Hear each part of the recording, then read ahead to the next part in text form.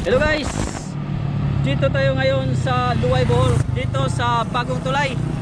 Kasi yung dating tulay guys, alam nyo naman, di ba? Gumuho. Mayroon na disgrasya na tao. Pero hindi yan ang ating topic guys. May pupuntahan kami na pagawaan ng mga itak. Kumbaga maraming bumibili. Kaya babalikan ko yun guys. Kasi maraming nagko-comment sa aking vlog kung magkano talaga yung mga presyo isa-isa. Kaya puntahan namin guys sa Pandayan sa Luway. Tara na!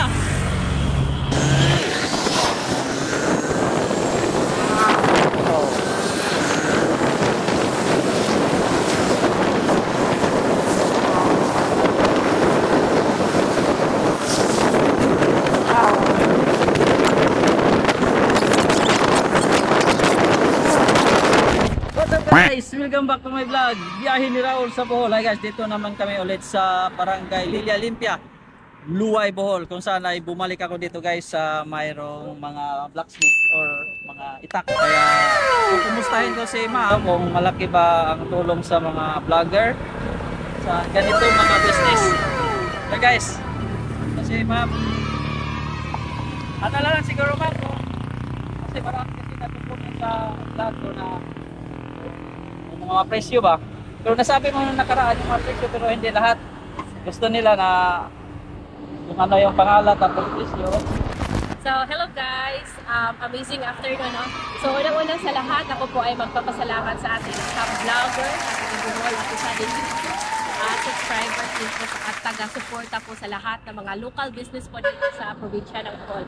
Ako po ay gusto nagpapasalamat kay Kuya Raul, vlogger from Bohol, dahil po isa po tayo sa na-publish at na-promote ni Sir Raul ang ating negosyo dito po ang Pandayan sa Luway. So anyway guys, ako po ay magpapakilala sa aking lahat ng mga produkto dito sa Pandayan sa Luway. Ito po ay pwede po siyang paggamit po sa multi-purpose. Pwede po natin sa chop sa karni, sa mga paggatong at sa mga lubi or sa mga buko, no? So ito po ay 450 pesos only. So ito po ay isa din sa mga pinaka-the best seller namin. So gamit po namin dito ay mulye po ng sasakyan. Okay? Ano po ulit yung pangalan nun? Ito po ay barong. Barong. Bili po kayo dito sa aming store sa Pandayan sa Luway. At mayroon din po tayong ito po, no? Ito siya. So ito naman po ay lampas. So tawag po namin dito sa Bohol ay lampas. Gamit po siya sa paglinis ng mga damo na nasa ating paligid at pwede din po siya gamit sa pag-harvest po ng mga niyog din po. And also we have, ito din po ay 450 pesos only. So sobrang mura, kayang-kaya at pasok sa bulsa.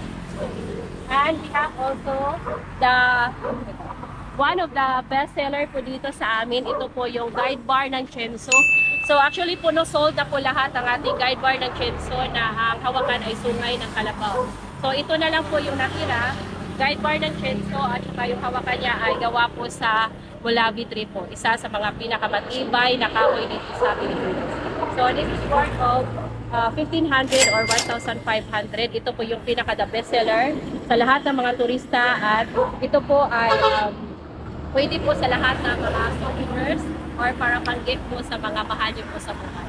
So it's cost of 1,500 pesos or 1,500. And also, no, ito rin ay tawag sa amin dito ay flamingo.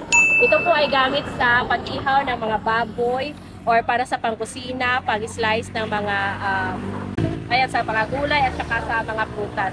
And ito po ay, yung blade niya po ay guide bar din po ng Chenso. So it's cost of 800 to 900 pesos. Depende po sa laki. At ito naman po ay kutsilyo din siya, flamingo, pero yung blade niya po ay, sorry, hindi pa siya nahasa. Yung blade niya po ay bearing po siya. Bearing po ng mga silang sasakyan. So, napakatibay din po yung hawakan niya dito. So, it costs only 700 pesos. Pero yung ordinary po ay molye po, pero asiro naman po siya na metal na ginagamit. Ginawa nating mga kutsilyo at mga itak. So, this is only 300 pesos. And meron pa po tayong isa, no? Dito tayo sa... Ito yung sanggot. Or sanggot po yung tawag sa amin dito. Ito po ay gamit po natin sa pag-harvest ng mga tuba. No, tuba na nasa niyog ng nasa lubi ba, kung baga sa Bisaya. Ayan po, no. Ito po yung gagamitin natin sa pagkuha ng mga coconut wine or kumbaga sa Bisaya ay tuba. Ito po yung organic na ginagamit or iniinom ng mga karamihan dito sa mga Boholano or Boholana. So gamit dito ay pang-harvest ng mga cost of 450 pesos.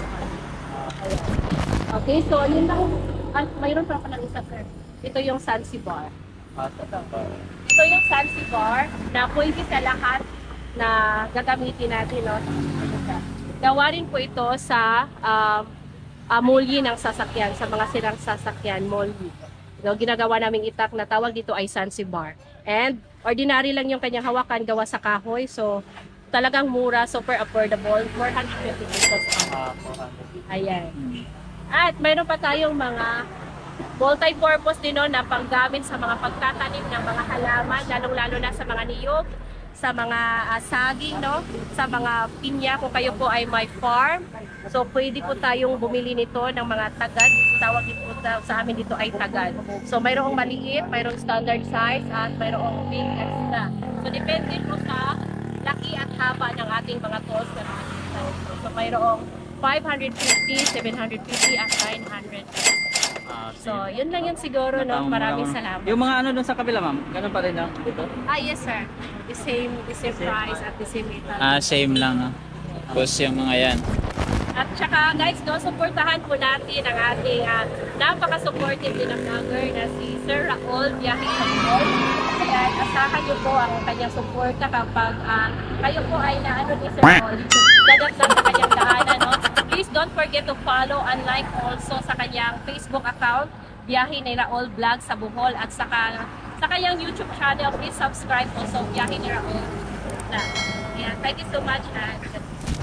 Malaking tulong po ba yun yung vlog ako dito? Or marami na bang umorder sa'yo? Mga ilan kaya ang umorder sa'yo? Yes, sir. So, talagang sobrang mga more than 15 yata na galing sa iyong YouTube channel. Talagang may ibang ano yan? ibang probinsya, ibang lugar. Mayroon ding labas na bansa. From Toronto, Canada. Nakita daw niya tayo sa iyong vlog sa YouTube. So, nakakatulong talaga ang pag-vlog sa akin ni Sir Raul. Kaya maraming salamat po, sir, sa pag-promote. Pwede ba ma'am, kung halimbawa kasi may iba baka hindi pa alam, pwede ba i-deliver sa ibang bansa dito sa Pilipinas? Yes, sir. Kami po ay mag-ship nationwide. So we have our trusted carrier, GNT at saka LBC po. So legit supplier po tayo sa ibang country. Baga yung presyo may atong na yun. Wala na, sir. So kung ano talaga yung SRP natin, yun talaga yung binibigay ko sa mga kaya.